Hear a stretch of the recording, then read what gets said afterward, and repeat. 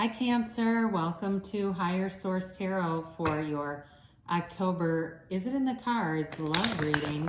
This is for all Cancer, Sun, Moon, Rising, and Venus. And as usual, I just thank you all so much for everything that you do for the channel, from watching the readings to hitting that like button. Every time you do that, it does something to the YouTube algorithm so that when people are searching for Cancer readings, YouTube will recommend the reading. Fancy that. So thanks again for that, and certainly for subscribing. It means a lot to me. I appreciate all of you. And if you're new, I'd love to invite you to join us and subscribe. I post new readings every Friday, and then typically either Monday or Tuesday, okay? So if a reading doesn't resonate, check back on the channel or check a different part of your chart. Let's get the guidance, please, for Cancer.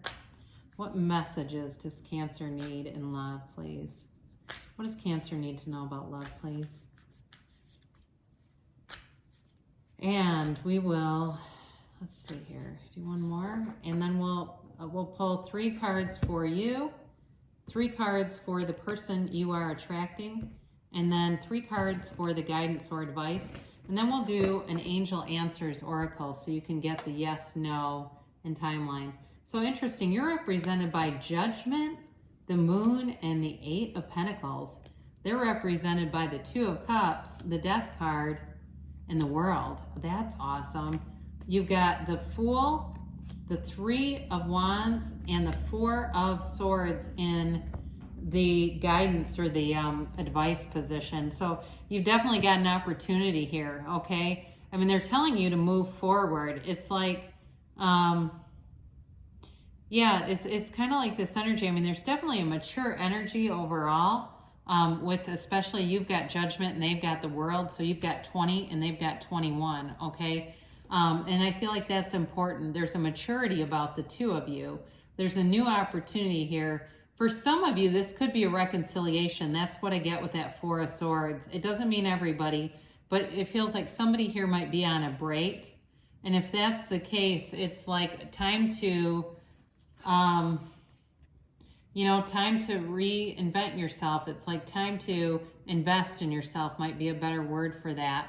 So you're represented here by Judgment, the Moon, and the Fool. So you've got Pisces, you've got, I guess let's talk about the reading overall. You've got Pisces and Scorpio here. You've certainly got water overall. You've got Earth, Taurus, Virgo, Capricorn. You've got fire and air. You've got all the elements.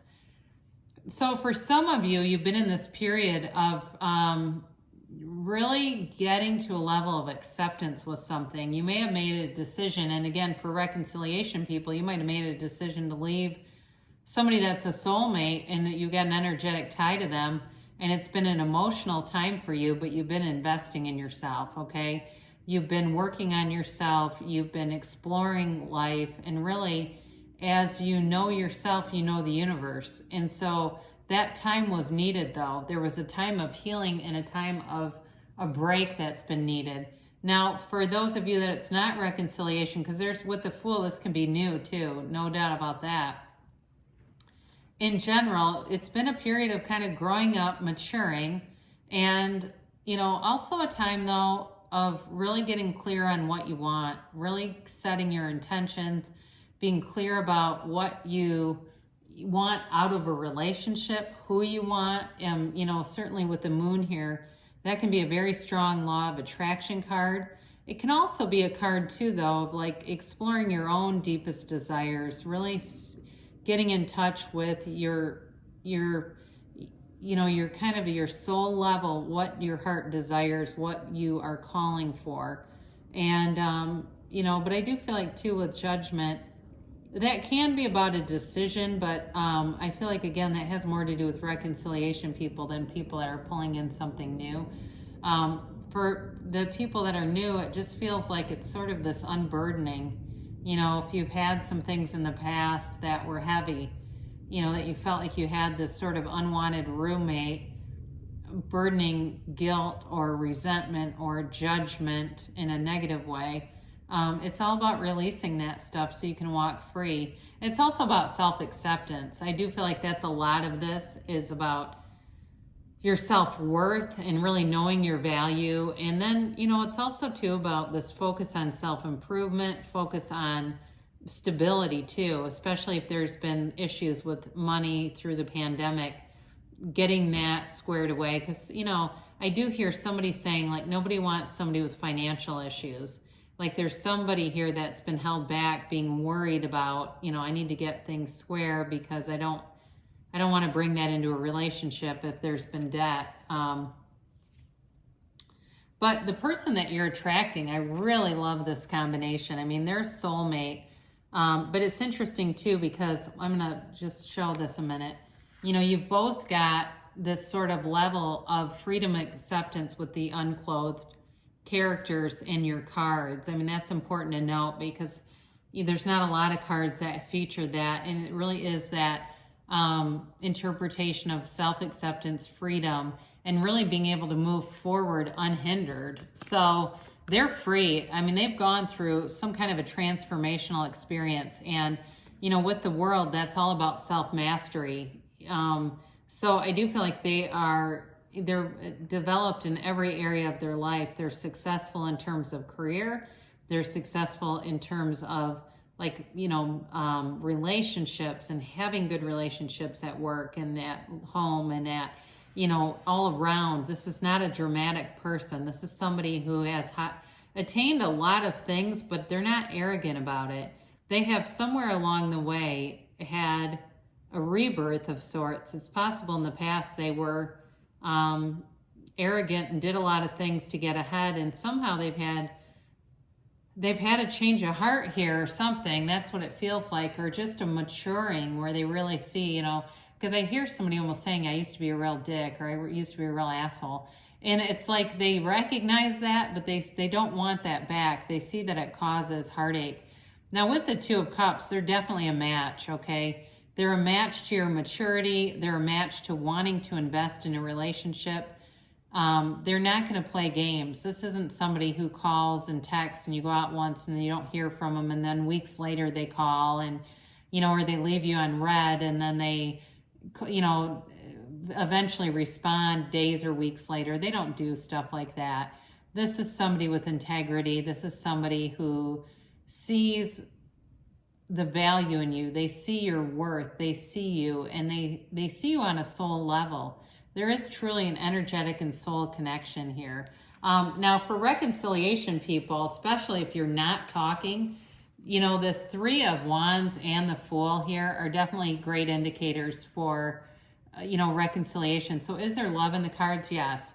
The Three of Wands is all about waiting, and it's waiting though in a way that's not anxious, as well as the Four of Swords. There's not anxiety here. It's like taking a break, working on other things. And then, when the time feels right, or it seems like the right thing to do, moving forward again, really taking a leap of faith. And the Fool is infinite possibilities. It's a 0 in the tarot, and it is truly a fresh, clean slate. It is a brand new beginning. So for reconciliation people, I'm going to say you definitely have love here. And there's, it could be in the next couple, you've got a 3 and a 4 here. It could be in the next month. But it's really about just clearing out the resentments, putting down any negative feelings towards the person. Now for people that it's new love, it's kind of interesting that we end on that with the reconciliation people, because the Fool carries his experiences just kind of hanging loosely by that wand over his shoulder.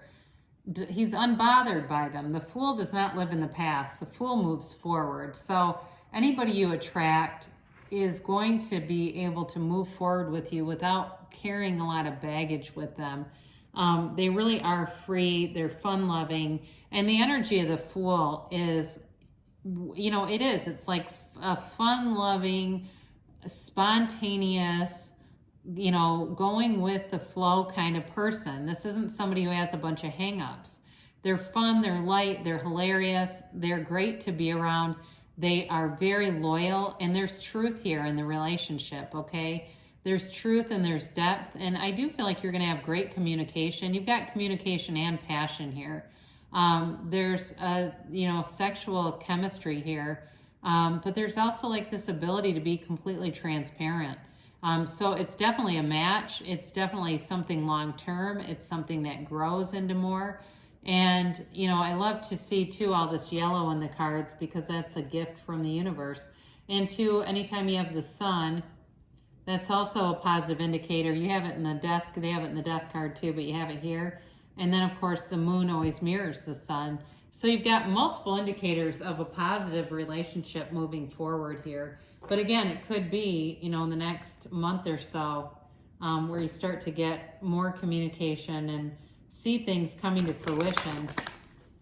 But you do have to have a belief that it will happen, okay? If you have a lot of doubt in your vibration and resistance, you're going to have not much momentum, okay? That's just how it goes. So you have to believe that it can happen in order for it to go through and move forward. So you've got, that was our timeline, and then this is our yes, no.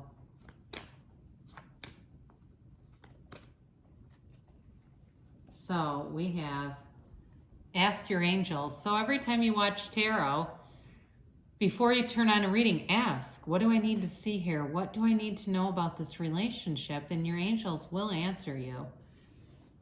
So, you know, with this too, I mean, there's definitely answers here. Communicate clearly. So we did talk a little bit about that. You've got nice energy for communication, especially if you've been not talking, okay? There's energy coming through, even though there is a break here, but to resume that. So be open. You know, if you can't say what's on your mind in a relationship and you can't be yourself, then there's probably not much there, is there? So you've got romance. I do like to see this. This is like the romance of a lifetime. And it definitely picks up that Fool energy and the energy of the world and sort of, you know, running off to Paris to, you know, these sort of romantic things, even a picnic in a nice grassy field, you know, where there's no bugs and it's like not too hot and the food's just right. And it's like everything just comes in flow. So it's a beautiful energy and it's definitely a magnetic attraction that you're pulling towards you. Perfect timing. So, you know, I mentioned 3 to 4 weeks or a month, but, you know, they're telling you the timing is right now. You're perfect right now. And they're perfect right now. You know, that's the universe. It's the ego that starts to put on the limitations. So they tell you choose a new direction. So for your side of things, you are very, very focused on some things. So there may be something important about dropping the desire. If you have too much focus on something, sometimes you can be trained toward the absence of it and not even realize it. So your focus is on the lack of the thing that you want to manifest or the person. So be aware of that, because if you find that you're really in that vibration of this doesn't keep happening and it's really catching you up, it's time to focus on other things, okay? Because otherwise it will be slowed. It may come in, but it may take a really long time to do it because there's just too much push-pull in the vibrational dynamic. So, you know, if there's something about that that resonates, then that's talking to you. But there may be some part of your approach that if you would tweak it a little bit or adjust it just a little bit, you would see great momentum build. So great things shall come to pass for you, Cancer. I love you so much, and I'll be back again soon.